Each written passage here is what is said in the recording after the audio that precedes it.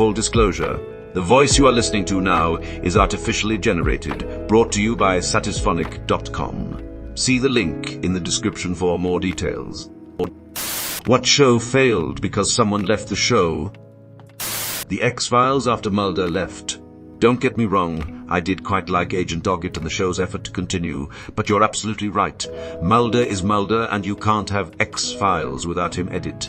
I'd just like to point out how much I love that people are still so passionate about X-Files even now. Without Mulder and Scully both. And it's the show's own damn fault. They milked that partnership for all it was worth, and made like neither character had a life outside of each other and their shared quest. The X-Files once had left Vancouver. The city was a character in that show. It was never the same with all the La Sunshine. Hey Scully, I'm in Dallas, clearly in downtown Vancouver, and it's foggy as shit later became, hey Mulder, I'm in Maryland palm trees, clearly out the window. That 70s show, replacing Eric with Randy, was truly awful. Crazy how the narrative has completely flipped on the cast of the show. I was a casual fan, and remember hearing the Eric actor was a huge dosh who didn't get along with the cast. That's why he left or was pushed off the show. Come to find out the cast was a whole bunch of rapists and rapist apologists, not to mention a bunch of Scientology wackos. Eric was the glue in that show. It was garbage without him. Yup. That trial revealed so much about everyone in the cast, minus Topher. What else was revealed besides everything with Masterson? Laura Prepon was also a Scientologist. She has since left the church. She also intimidated one of the witnesses in Danny's trial in a car park. No shit, those people really protect their rapists. Leah Remini said that Tom Cruise and John Travolta are at levels where they could basically kill someone and get a pass, and nobody below them can even question it. Didn't Laura briefly date Masterson? That would explain a bit how and why she was a Scientologist. She dated his Scientologist brother. Aka, oldest brother from Malcolm in the Middle. I just got 2 for 1 on Francis being both a Scientologist and related to Danny. Ooh. I read somewhere that Bryan Cranston had to actively discourage Francis from trying to get the younger actors to join Scientology. Bryan Cranston, Hal, sternly told him to fuck off when he tried to convince the kids in the show to join the church. I've yet to hear a thing I did not like about Bryan Cranston. She dated Christopher Masterson, Danny Masterson's younger brother, from 1999 to 2007. She was a Scientologist from 1999 to 2016 and hasn't been involved with the church since then. In 2018, she married actor Ben Foster, Freaks and Geeks, 320 Humor, The Survivor Attention. Mila Kunis and Ashton Kutcher both wrote letters in support of Danny Masterson, as did Deborah Jo Rupp and Kurtwood Smith. Some creepy interviews with Ashton and Mila resurfaced from when Mila was a minor. Wilma Valderrama has dated several young girls and women, including a 16-year-old Mandy Moore when he was 20. He claims she lost her virginity to him. She claims otherwise. And a 17-year-old Demi Lovato when he was 29. Laura Prepon, as a Scientologist, allegedly helped to silence Danny's victims. Don't forget about Wilma and Lindsay Lohan, and how he denied he was dating her for at least a year, while she was a minor, and then immediately went public with their relationship once she turned 18. Didn't I hear that they bullied and/or froze him out of hanging out during the taping of the show as well? It's funny how the cool, naturally good-looking popular kids control the narrative and get the benefit of the doubt, right up until society catches up with how shitty some of those people can be. Topher Grace turned out to be fantastically unproblematic. The man just wants to edit movies and live his life when he's not busy being an emotional support and romantic interest for a woman who will go on to discover how to unlock interstellar travel for humanity. It really sucks when a good person is villainized. Eric deserves justice, just like Brendan Fraser got. Brendan wasn't even associated with anyone or anything shady. He was a victim of a terrible crime, which makes his ostracism from Hollywood so much worse. News Radio, after Phil Hartman was killed, came to say this one. I think they limped along for another year or so, but it wasn't the same. Yay, John Lovitz is great and all, and should have been a plus for any sitcom. However, after a tragedy like that, all the air left the room. Final season, it was so obvious from all involved that they felt like they had to be there instead of wanting to be there, and just went through the motions to get it over with as fast as possible. Misfits when the main cast started to leave. It just went downhill so fast. I will always love how Robert Sheehan is basically playing the same character in Umbrella Academy, just slightly more camp, almost like a canonical continuation of Nathan. And you, didn't you say you wanted to piss on her tits? Probably best to keep that kind of thing between you and your internet service provider. Yeah, no Nathan, no show. Rudy wasn't a bad replacement, but damn, a lot of those kids ended up in bad ways. I have a feeling we're about to find out with The Witcher. It was only as good as it was because Cavill was passionate for the project and did his best to show a good Geralt and to push back against some of the worst decisions of the showrunners. With him out of the way, I'm not too sure that it's going to be any good at all. Cavill Hard carried the show. Not only did they fire the main actor, he was also the only person in the production to have read the books. Not only was he the only one who read the books, he was the only one who even liked the franchise. The writers spoke actively about how they thought the entire series was stupid. Maybe it was too difficult to self-insert. That's something I will never understand about some of these writers. You are given a series with a big fan base, lots of media to draw from, and you can't even put in any research into it or even activity. Hate it. I think it's the other way around with The Witcher. Season 3 was dreadful, and it's clear the writers shit the bed, which is why Cavill decided he was done with the show. So it was already going downhill. Wasn't Cavill having problem bets? Because he's a huge fan of the books and the creator essentially told him to fuck off when he said they were straying too far from the source material. Members of the writing staff also tried to spread rumors about him being a sexist and a diva, to which the internet correctly responded, nice try. Such an underhanded thing to do. Good on him for leaving. Season 3 was weak, but the news of all the shakeups with Cavill leaving makes sense that the uncertainty would bleed into the creative process. If Season 4 hasn't been written to transition strong, it will fizzle. I wouldn't even be surprised if they cancel the show as soon as Season 4 is released. Emo Season 2 was already a drastic decline in quality from Season 1. Season 3 just continued the trajectory. Scrubs without John. This is exactly what I came to say. Perfect show for Bruff, career-defining and the heart of the show. Perfect show for Bruff and Faison. Things just lined up and they actually became real-life best friends. No one can make that happen on a show between actors. It was the stars aligning. I'm not sure there's ever been an on-screen couple with better chemistry than Turk and JD. Those two were the most believable best friends ever. Sean and Gus in Psycho close. One was in the other's wedding party. I mean, it started to slip when Dr. Janito left 2.5 Men. I know Charlie didn't leave, but it was never the same. I saw Kutcher in one episode and was done. Pretty much. I don't think I made it through a full episode. I love 2.5 Men. Besides Charlie, I also feel that when Jake grew older, it lost its magic. Instead of growing up with Charlie traits, they just dumbed him down a lot. Recently watched the first few episodes, and Jake wasn't a dumb fart machine joke. He was a smart average kid. They gave up on that after 3 or 4 episodes, and in hindsight it was a big mistake, I feel. Whenever they decide a character is an idiot, it becomes old quick. See Joey on Friends?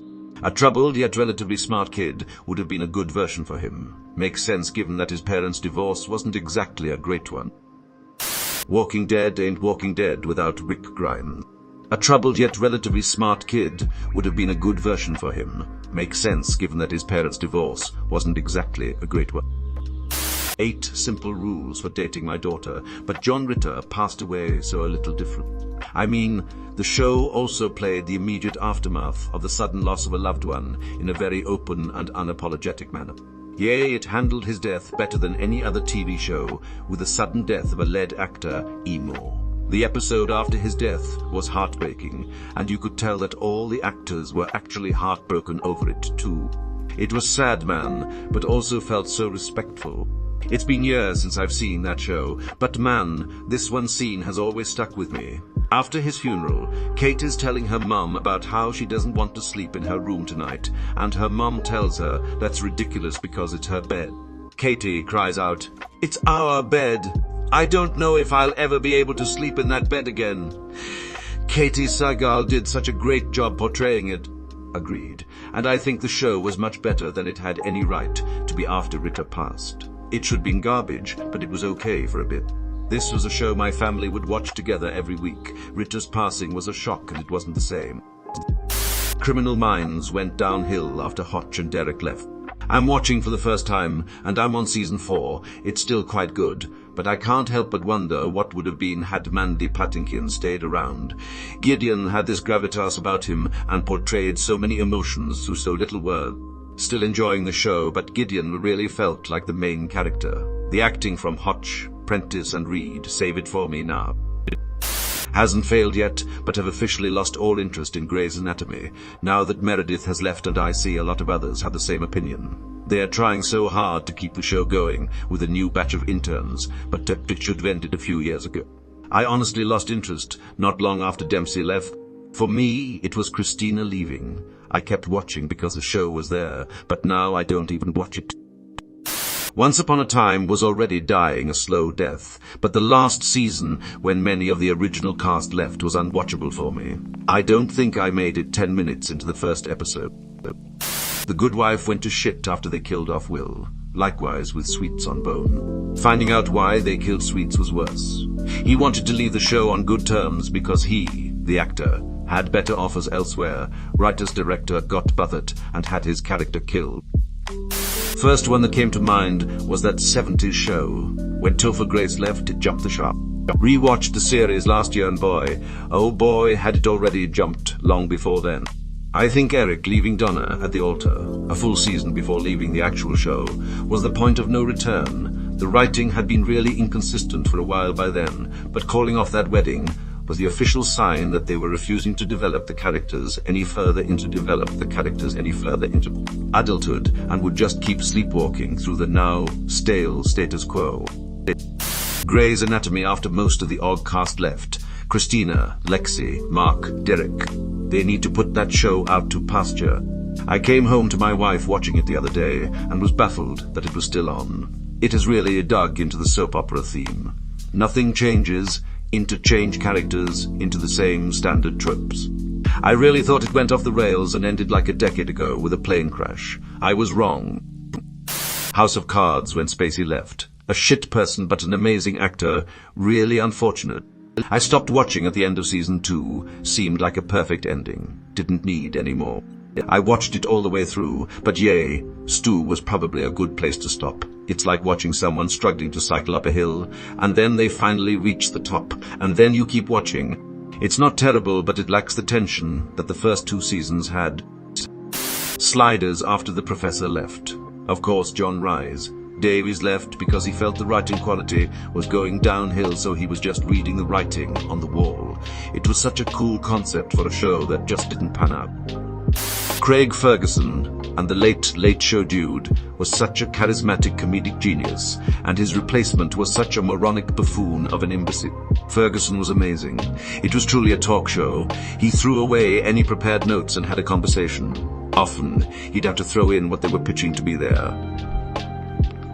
Here in a movie. Guest. Oh yeah. They were so into it, they forgot.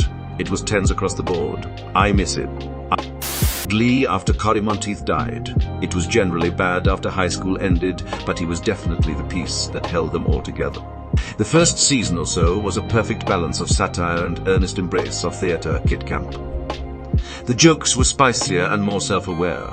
Once I gave it a chance, I realized how sharp the humor was.